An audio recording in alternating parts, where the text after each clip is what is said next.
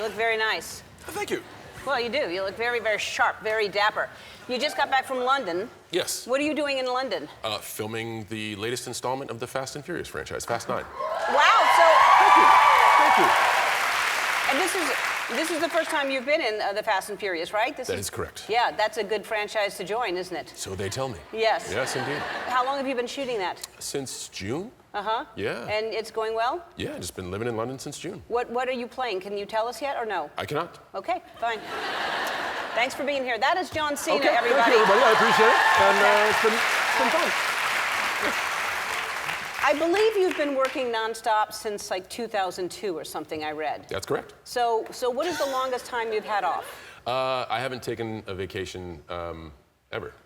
Since... Like a week? No, not even a chance. There was a few times that I could take 2 days away from my work, and I would still be kind of jonesing to go back to work. Really? Yeah.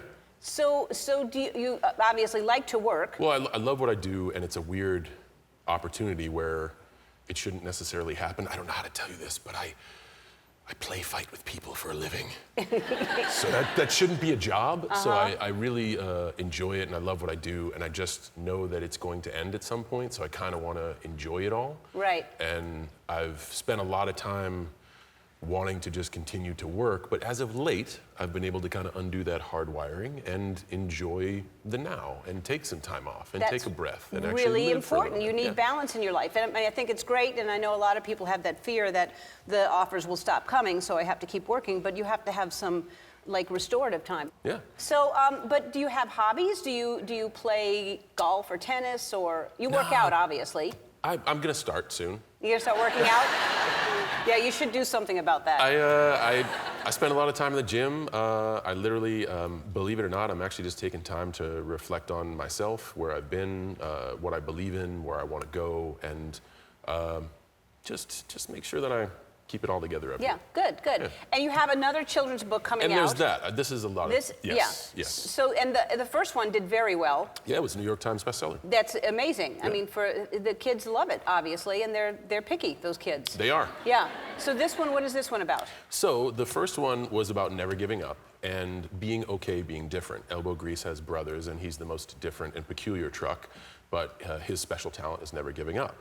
And this is a continuation of the story where the Elbow Grease family has to unite against the fearsome Motozilla. So basically the moral in the story is about working well with others. Because I figure in life, if you're persistent and you know how to work well with others, no matter what you apply yourself to, you're gonna be okay. That's what we all need to work at right now. Yeah. I think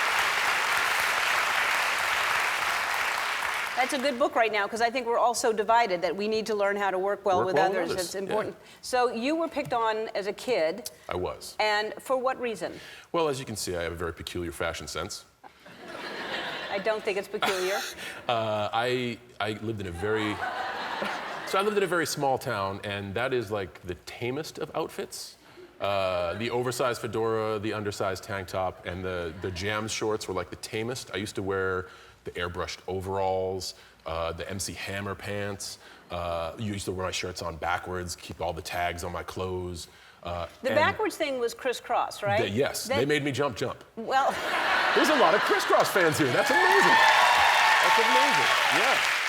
Well, the thing is, you went from getting beaten up to this, which, that's you. That is me at 21 years old. Yep. Wow.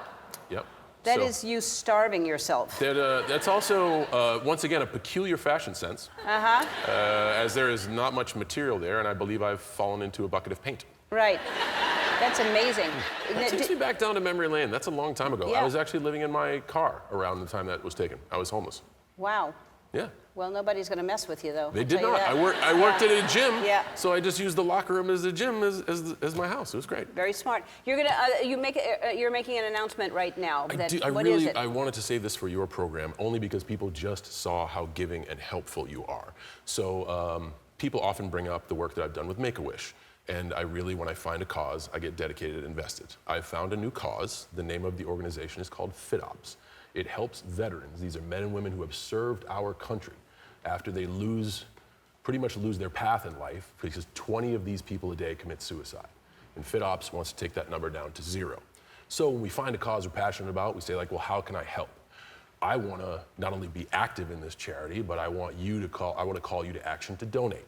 So basically, I'm asking everyone to check out fitups.org and see what you can do to donate. The reason I'm asking you to do that is because you're not going to go it alone.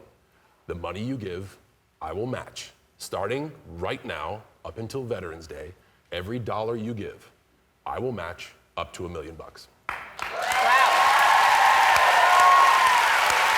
And that's great. That is absolutely from you. You are so giving and so inspiring. And I found a cause that I'm attached to, so I want to do my part, and I want everybody to help me along the way. And I love the cause. It's a great cause. Thank you. Because we need to take care of people who go away and try to take care of us. Yes.